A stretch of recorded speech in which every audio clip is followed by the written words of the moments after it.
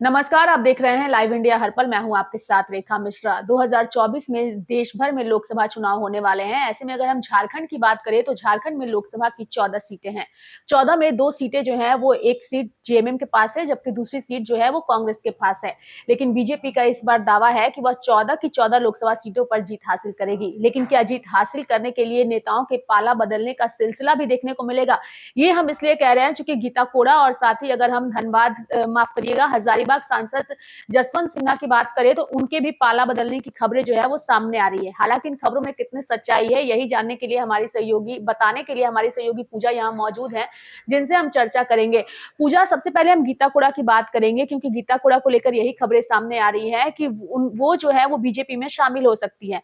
इन खबरों में कितनी सच्चाई है और जो अफवाह की खबरें सामने आ रही है उस पर आप क्या कुछ कहना चाहिएगा? देखिए रेखा, सबसे बड़ी बात है कि इसलिए ये अफवाहें काफी तेज हो गई थी गीता कोड़ा को लेकर के, क्योंकि वो कई सारे कार्यक्रमों में यहाँ पर शामिल नहीं हो पा रही थी। जो भी प्रभारी के साथ जो बैठक हो रही थी या फिर प्रभारी यहाँ पर जब पहली बार दौरे में आए थे उस दौरान की अगर बात करेंगे तो एक बार भी वो उस मौके पर मौजूद नहीं रही थी, क्योंकि झारखंड प्रभारी को बदला गया और गुलाम अहमद मीर को झारखंड का प्रभार दिया गया है लोकसभा चुनाव को देखते हुए। क्योंकि इससे पहले वो जम्मू कश्मीर को वहां के प्रभारी हुआ करते थे, तो उन्होंने कश्मीर की चीजों को बहुत करीब से देखा था। तो माना जा रहा था कि कश्मीर में जिस तरीके से लोगों का हुजूम जो जुड़ा था भारत जोड़ो यात्रा में, कहीं ना कहीं उनका बहुत बड़ा सहयोग रहा था। और अब झारखंड में जिस तरीके से भारत जोड़ो न्याय यात्रा शुरू होने जा रही है, तो कई सारी चीजों को यहाँ पर देखा जा रहा है। तो जब पहली बार साल का पहला जो दौरा था नए प्रभारी का,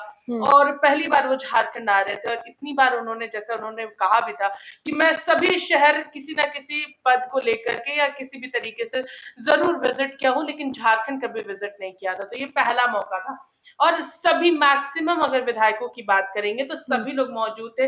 एक आध को अगर छोड़ दिया जाए, दीपिका पांडे की बात करेंगे, उनके पिताजी का देहांत हुआ था इसलिए वो मौजूद नहीं थी।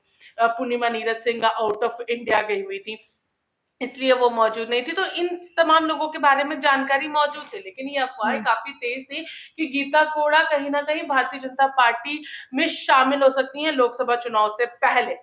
तो ये माना जा रहा था, इसलिए भी वो पार्टी के कई कार्यक्रमों में शामिल नहीं हो रही है, प्रभारी से नहीं मिल रही है।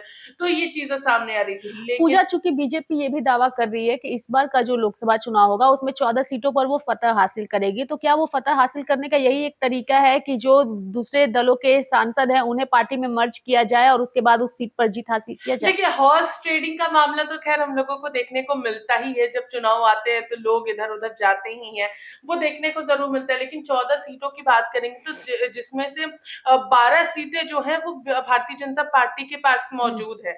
लेकिन दो सीट यहाँ पर है, एक राजमहल और एक चाईबासा, ये महागठबंधन के पास है। और इसमें कई सारी चीजें सामने आती है। अगर हम लोग यहाँ पर अगर पूरी तरीके से देखेंगे तो जो 12 यहाँ पर सीटें हैं, जिसमें एक में आपके आजसू मौजूद है और बाकी 11 के 11 जो है वो बीजेपी के पास है, यानी एनडीए के पास 12 सीट मौजूद है। तो इसको देखते हुए ये चीजें सामने आ रही थी। और जिस तरीके से लोगों का कहना भी है, क्योंकि अब देखिए सीट शेयरिंग का मामला झारखंड में भी शुरू हो चुका है, क्योंकि जहां एक तरफ जेएमएम कह रही है कि वहां पे मैक्सिमम 3 विधायक जो है कोल्हान में वो हमारे हैं, तो जो सांसद होना चाहिए वो भी हमारे पार्टी का होना चाहिए। वहीं कांग्रेस का कहना है कि वो हमारी सिटिंग सीट है, हम उसे नहीं छोड़ेंगे। तो देखिए यहाँ पे चीजें जो है वो अलग अलग तरीके से नजर आ रही है। लेकिन गीता कोड़ा को लेकर के जो मामले सामने आ रहे थे कि वो बीजेपी में शामिल हो सकती है, तो उस पर उन्होंने चुप्पी तोड़ी जब इस बार प्रभारी आए और उस पूरे कार्यक्रम में वो मौजूद रही। एक बड़ी बैठक जो है भारत जोड़ो न्याय यात्रा को लेकर के की जा रही थी, तो उसमें वो मौजूद थे और उन्होंने इस पूरे अफवाहों के बाजार पर रोक लगाने का पूजा, काम उन्होंने किया। रोक लगाया। एक बार हम उस बयान को दर्शकों को सुनाते हैं और फिर इस चर्चा को आगे बढ़ाते हैं। तो यहाँ पे गीता कोड़ा को आप सुनिए कि उन्होंने इन सारी अफवाहों पर क्या कुछ कहा है। आप बीजेपी में जाने वाले? मैं कहीं नहीं जा रही हूँ, मैं जनता के बीच में हूँ और पार्टी संगठन जो भी कार्य दे रही है हम लोग उसको ईमानदारी पूर्वक कर रहे हैं। अभी सबसे ज़्यादा हम लोगों के लिए महत्वपूर्ण है जो आने वाले दिनों में राहुल जी की एक बहुत बड़ी पदयात्रा झारखंड राज्य में होने जा रही है 8 दिनों का। तो हम लोग सभी उस की तैयारी में लगे हुए हैं, क्योंकि मेरे संसदीय क्षेत्र में भी पूरे कोल्हान प्रमंडल को कवर कर रहे हैं, तो हम लोग उसकी तैयारी में लगे हुए हैं।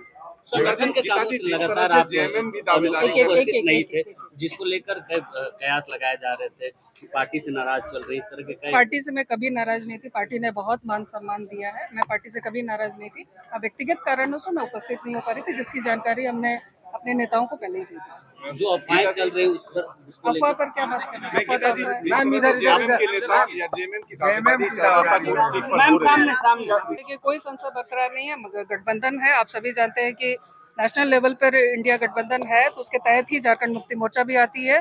तो जो भी शेयरिंग होगी वो इंडिया गठबंधन के तहत होगी और उसके तहत ही गीता कोड़ा लड़ेगी। आपकी अपने पार्टी के बड़े नेताओं से बातचीत हो रही है इसकी दावेदारी को लेकर? जेएमएम वहाँ पर सवाल उठा रहा है कि हमारे ज्यादा विधायक हैं, कांग्रेस पार्टी के देखिए, कम विधायक हैं। जेएमएम ने भी 2019 में गठबंधन के तहत ही विधानसभा का चुनाव लड़ा, लोकसभा का चुनाव लड़ा।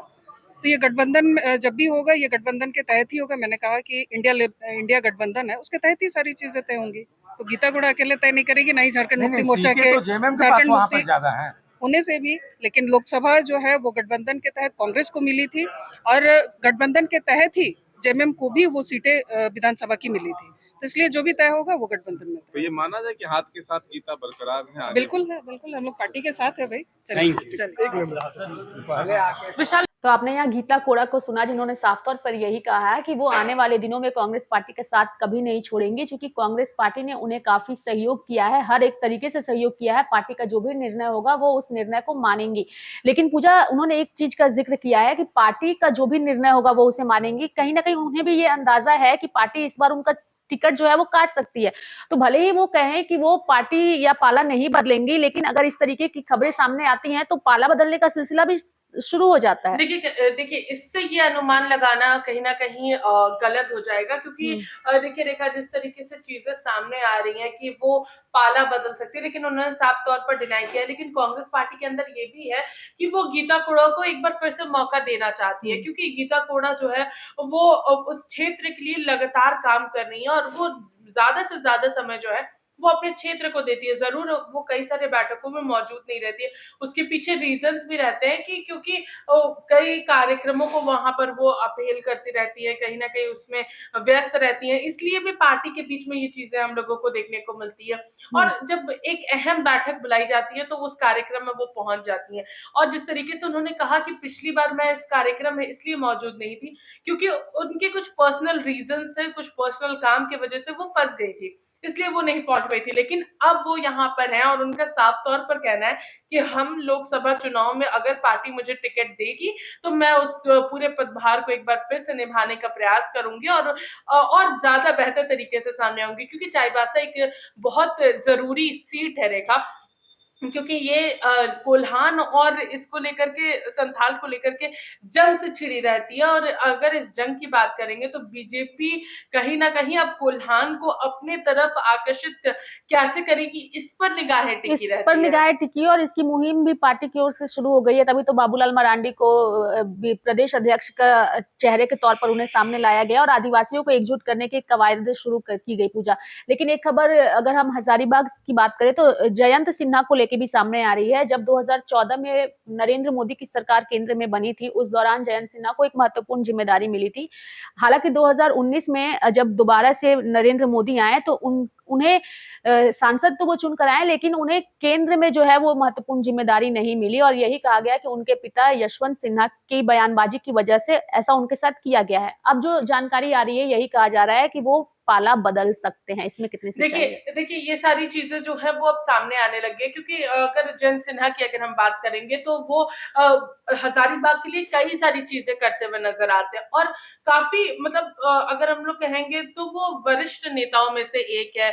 यशवंत सिन्हा भी उनके पिता थे, तो उनका भी योगदान कई सारी चीजों को लेकर के इस तरीके का रहा है रेखा।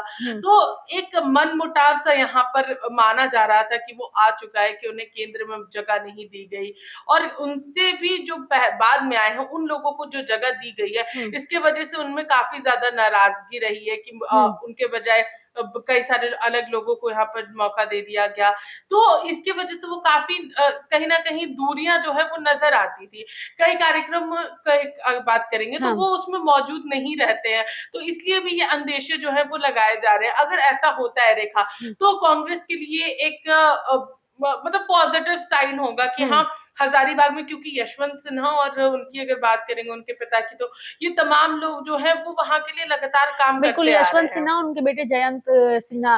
तो पूजा, यही हम माने कि जो 2024 का लोकसभा चुनाव है, अगर हम झारखंड के परिप्रेक्ष्य से देखें तो काफी दिलचस्प होने वाला है। जी हाँ रेखा, काफी दिलचस्प होगा, क्योंकि उस समय पार्टी किसे मौका देती है और किसका पत्ता काटती है, इस पर भी कई सारी चीजें जो है वो काफी महत्वपूर्ण हो जाएगी। क्योंकि उस वक्त हो सकता है कि अगर जिससे टिकट नहीं मिलता है तो वो कहीं ना कहीं पाला बदल करके दूसरे पार्टी के टिकट से जरूर चुनाव लड़ सकता है, अगर उस पार्टी को इतनी यहाँ पर नजर आएगा कि हाँ अब इन्हें मौका दिया जाना चाहिए और ये हमारे लिए पॉजिटिव ला सकते हैं, तो जरूर यहाँ पर ये सारी चीजें हम लोगों को देखने को मिलेगी रेखा।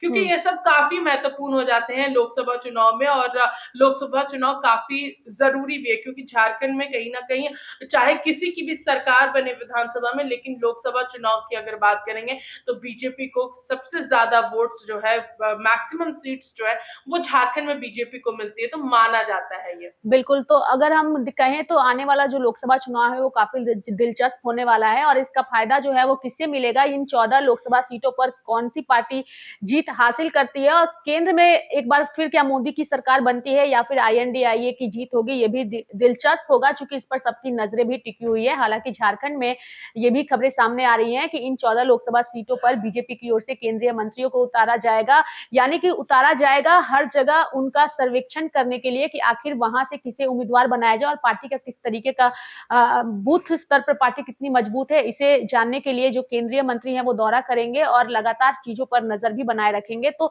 सभी की ओर से लगातार तैयारियां जोरों पर है, अफवाहों का बाजार भी गर्म है, लेकिन आने वाला दिन ही बताएगा कि आखिर किस तरीके के परिणाम और किस तरीके के नतीजे जो है वो सामने आते हैं।